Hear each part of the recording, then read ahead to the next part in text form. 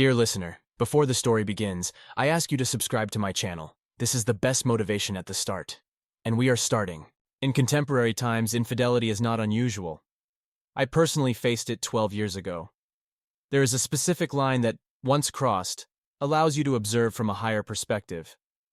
For me, my spouse's unfaithfulness and the choice to persist in the marriage demanded genuine contrition, without which I think it's futile to attempt moving forward. My partner and I are relics in the sense that we were each other's sole companions. We navigated life as a team, though we only formally sealed our bond with the arrival of our offspring. I'm unsure if it happens that way presently, but that's how it was for us. And I not only cherished it, it was like an unshakable granite pillar within me against which all daily struggles crumbled. Our journey wasn't always smooth. There were numerous life's obstacles, even monumental ones, but we persevered and evolved. As time went on, we matured. Thanks to our parents, we had a modest abode. We both had jobs and our little girl arrived. By the time we wed, we had been cohabiting for roughly 3 years. At that point, we began constructing our own house, acquired land and built most of it ourselves, since finances were perpetually tight in a young household, despite my small enterprise. We never experienced destitution or debt. By then, my wife had secured a lucrative position, which let us work on the construction more rapidly. Then, our relationship started to deteriorate swiftly. I attributed it to the incomplete house, our child, sleep deprivation, and her conceit from the new role. This persisted for nearly 3 years. I made money and constructed a new family home, but we slept together less and less frequently. She would put our daughter to bed and doze off herself. I ascribed it to demanding work, emotional stress, lunar cycles, and geomagnetic storms. All efforts to discuss ended up fruitless. It's worth noting that my wife is a reserved individual. We never have hysterics or fights. She simply remains silent as if she wasn't taught to speak as a child. All attempts to address the crisis have always originated from me, but during those 3 years, I relaxed about it. By the start of construction, we had been together for 7 years. I was somewhat weary of extracting accumulated issues and disagreements from my wife's mouth with pliers. This process consumed substantial time and mental energy. I was essentially pregnant with the house, which I regarded as my family, and the family was 80% my wife. Our child was still young. I believed that my Genghis Khan-esque strength sufficed for this family. How mistaken I was. I should mention that there were virtually no grounds to suspect her of infidelity. She didn't stay late at work or go out much, although if she had been the way she is now, she would have been caught very quickly. But back then, I had rose-tinted glasses, a granite of innocence, a friend and ally in the family. Then one day, when the relationship had reached an impasse, and I understood that talking wouldn't work, I took it upon myself to write her an email with questions about our relationship in the form of a silly text with answer options. I received a response, and only after that did we have our first heart-to-heart conversation, as I thought. I want to immediately point out that if you believe a cornered woman will reveal the whole truth, you are profoundly mistaken. From the discussion, it emerged that my wife had been unfaithful.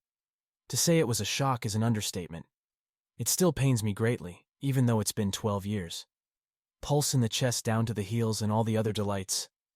After the conversation, she witnessed this anguish and something else, and seemed to come clean. Our relationship was sort of restored. The infidelity was presented as a one-time foolishness while drunk at some corporate event, although I couldn't recall anything like that. She didn't drink that much. The topic was closed, though I tried to get through and understand how it became possible, but to no avail. I also discovered that she had already filed for divorce in court. It was decided to forgive and forget everything, and live together amicably and happily from then on. She withdrew the application. With varying success, and even long-forgotten great sex, spring and summer passed. Autumn arrived. In the fall, I went on business trips for a week at a time. In the fall, I noticed new tension, and as a surprise after our daughter's birthday, I was told that we should split up without explaining the reasons. After that, she took the child and left the house to her mother's. To say that I was stunned is an understatement.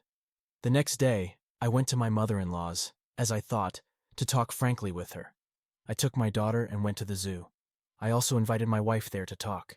She came all upset, said that she only needed me, and that she was under stress.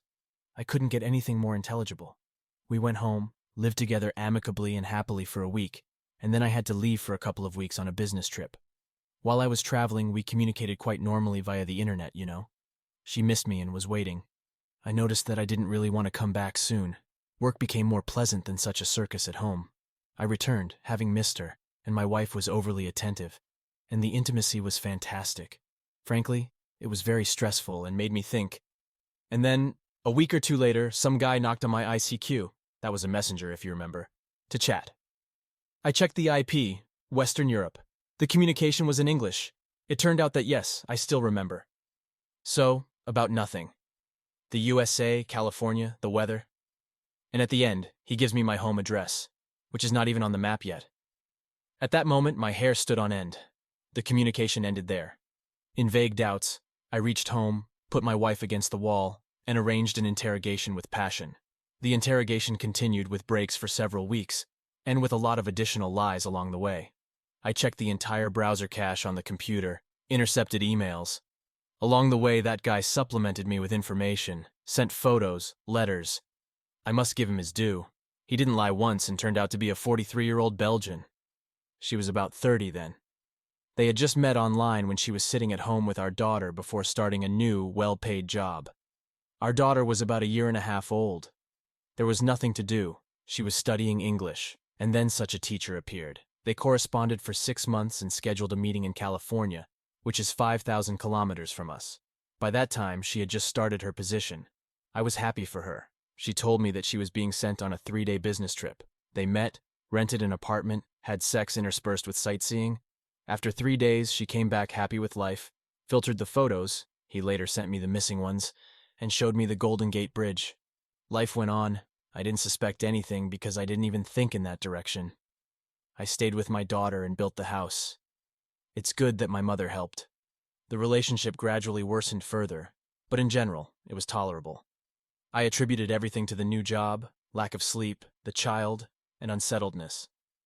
Almost a year passed, or a little less, and I was presented with the news that she had been offered a tour to Europe for 10 days, almost for free, by some acquaintances, and it would be stupid not to take advantage of it.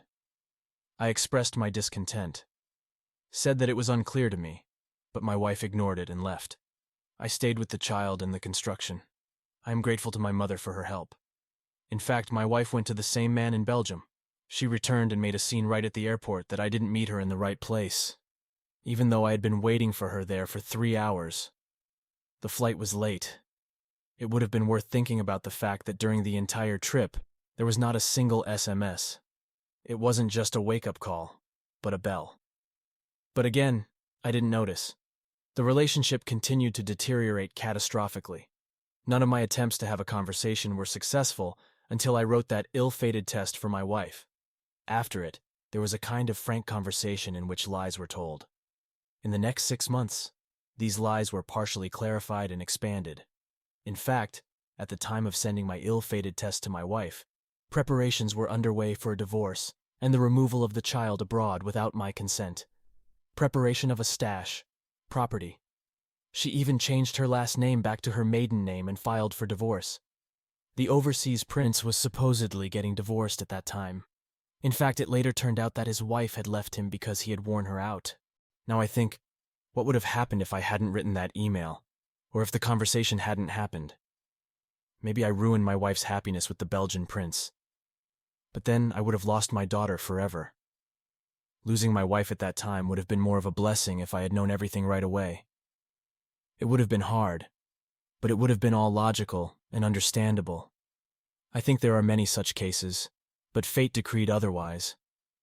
Something struck my wife, and she tried, albeit weakly, to end this affair. Then the prince expressed a desire to come to our city of millions in the western United States. He wrote to the consulate not to give him a visa. She dissuaded him, but in the end, the prince ended up in our city just a few days in the fall. He arrived the day after our daughter's birthday, which is why my wife left at that time without explanation.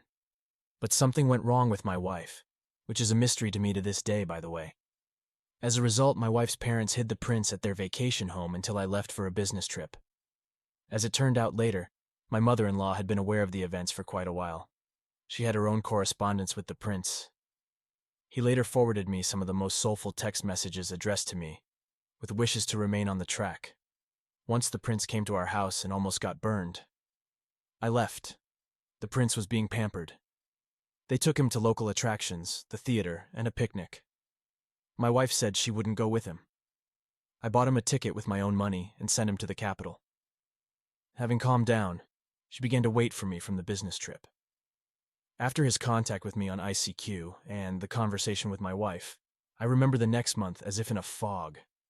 She gave me lie after lie. I sent my wife to get tests, but they found nothing. The active phase ended there. Well, what began can probably only be called a madhouse. Now I think, why didn't I go to the empty apartment, even without an official divorce, or to John's place to just sit it out and come to my senses to understand if I needed something here or not? Skipping a little, I'll say that the situation was not childish and for both of us.